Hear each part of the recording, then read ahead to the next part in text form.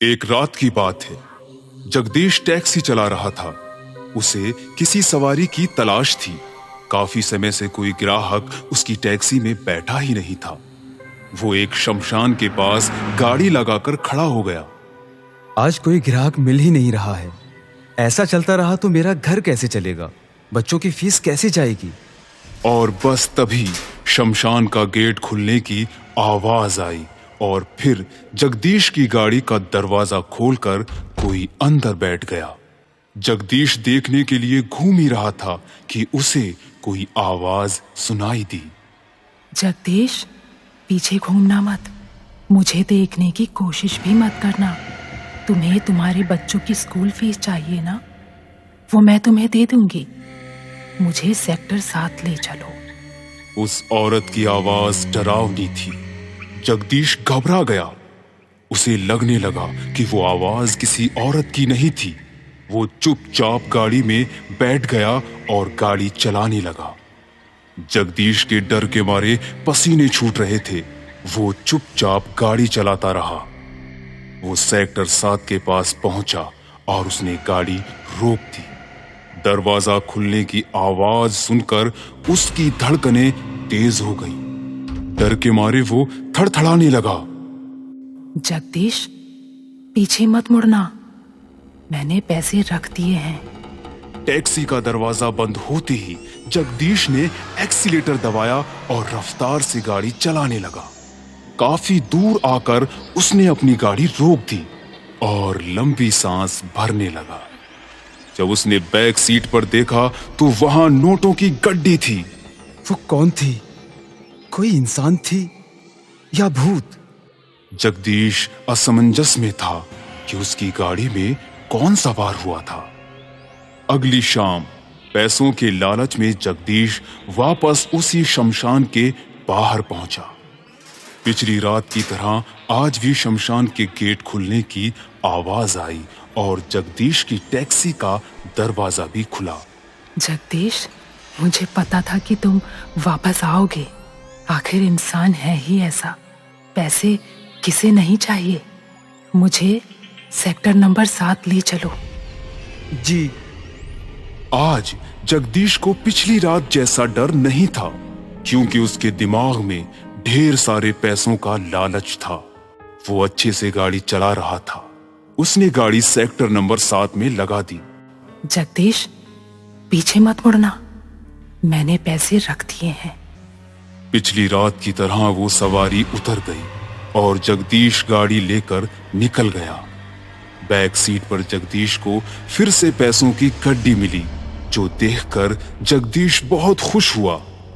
फिर ये रोज का सिलसिला बन गया। जगदीश दिन भर सोया करता, रात होते ही गाड़ी निकालता और शमशान के गेट के पास पहुंच जाता। जगदीश उस सवारी को सेक्टर नंबर 7 छोड़ा करता था और रोज उसे एक नोटों की गड्डी मिलती थी। कुछ दिनों बाद जगदीश के मन में उस सवारी के बारे में जानने की इच्छा जागी। उसने उस सवारी को पूछ लिया। बहन, बुरा नहीं मानोगी तो मैं एक सवाल पूछूं?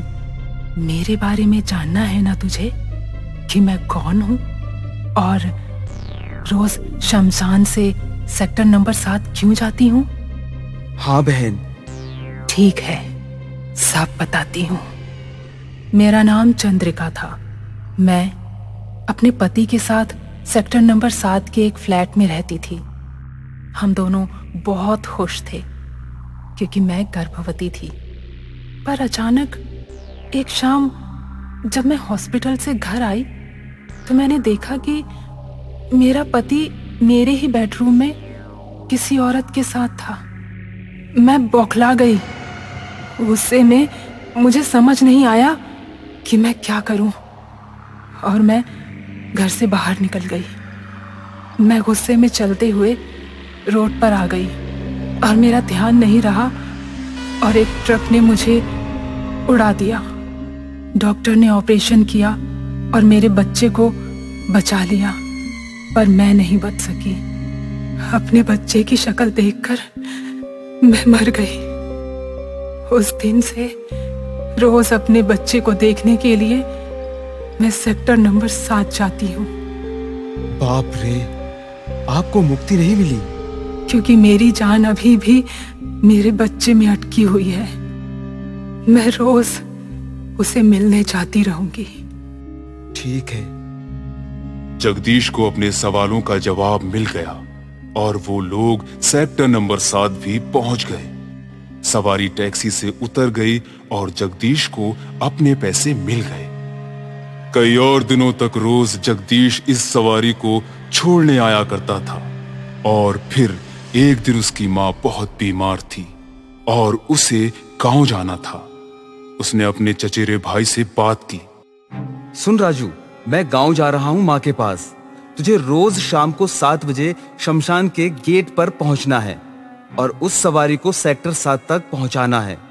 और याद रखना, पीछे मुड़ के मत देखना और जो भी वो पैसे सीट पे रखे उसे उठा लेना। ठीक है भैया। वो सवारी इंसान नहीं है, भूत है, इसलिए ध्यान देना कि तू उसे देखने की कोशिश मत करना। राजू ने हामी तो भर दी, पर वो भूत प्रेतों में यकीन नहीं रखता था।